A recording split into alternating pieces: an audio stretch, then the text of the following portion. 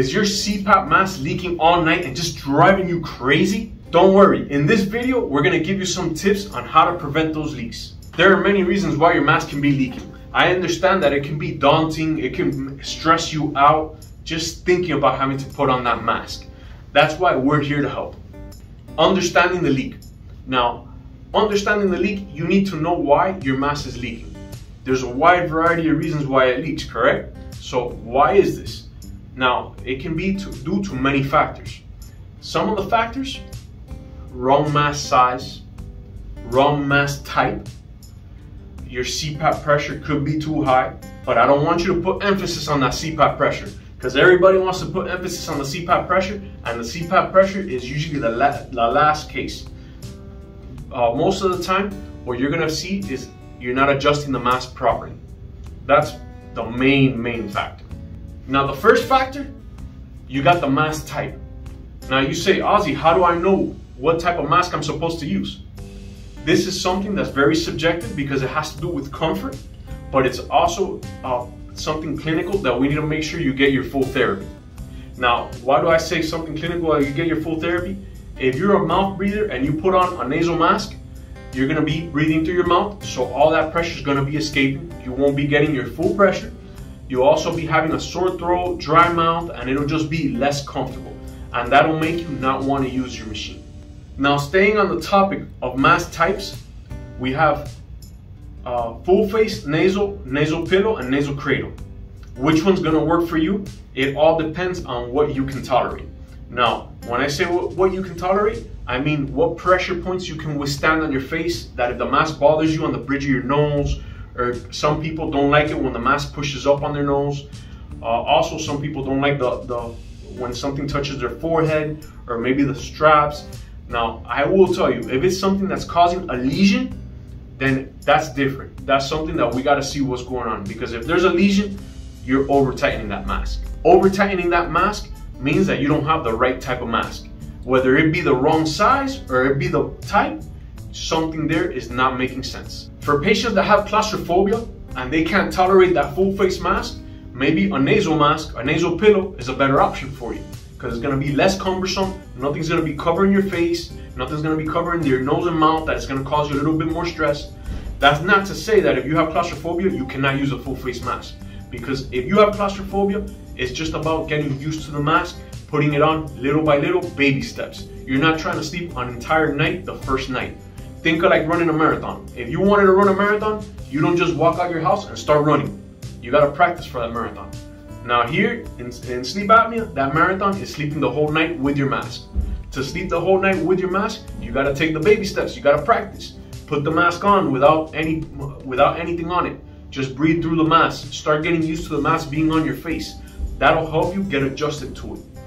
And then the next step, you connect it to your machine, feel that pressure, and little by little, you'll start getting used to it. You'll still have those claustrophobic feelings every once in a while, and you might want to rip it off. But with a little bit of practice and a little bit of help, you got this. For those of you that the pressure points are what causes you the dilemma, I got something for you. If the pressure points is what's causing all the problems here, what do? You gotta try different types of masks. A suggestion that we can make is, if you've already tried a mask and you know that you don't like something specific that's bothering you, speak to a respiratory therapist or a sleep specialist. We'll be able to help guide you in the right direction to get the right mask for you. Now, for those of you that think it's the CPAP pressure and that the pressure is too high and that my doctor doesn't know what he's trying to prescribe to me, I'll tell you something.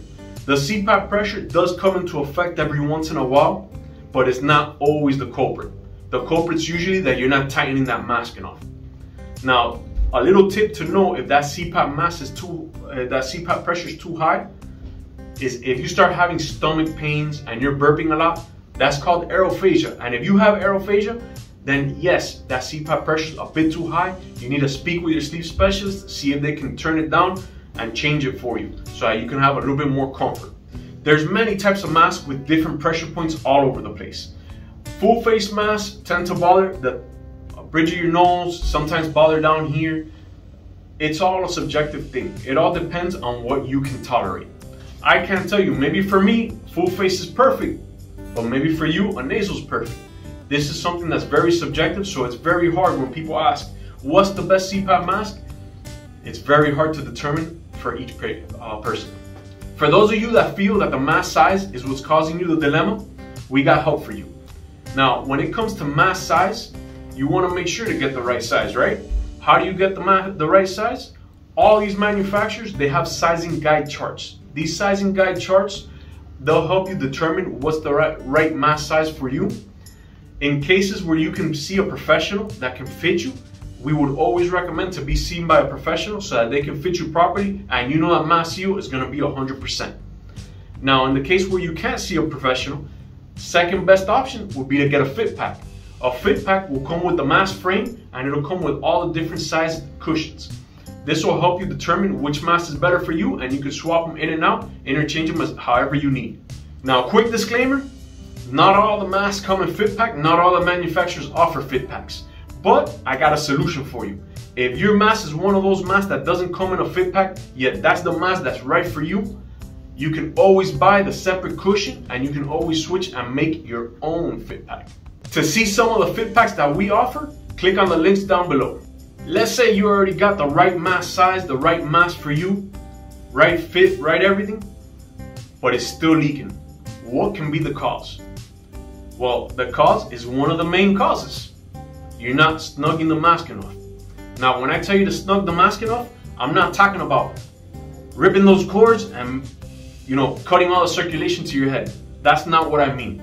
You don't want to cause any lesions on your face. You don't want to cause any damage to your face. But when I say that, I don't mean no marks on your face. Marks on your face is something normal that occurs with all CPAP masks. A lot of people tend to not like it messes up my hair. I understand, vanity here is key. I understand that. But this is something that you gotta understand. We want therapy. To get therapy is always gonna be the #1 priority. Vanity is gonna be #2. Some people have it switched around and I understand, but in this case, you gotta go for therapy.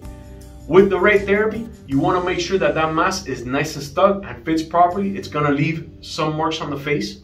That's normal. A tip that you can use to eliminate those marks: in the morning when you wake up, take a shower, let the shower hit your face, and change the temperature back and forth. That'll make the blood circulate in your face and it'll get rid of the marks. It's not gonna get rid of the wrinkles, I'm sorry, but I understand. At least the marks go away, right? Now you have it nice and snug, everything's perfect.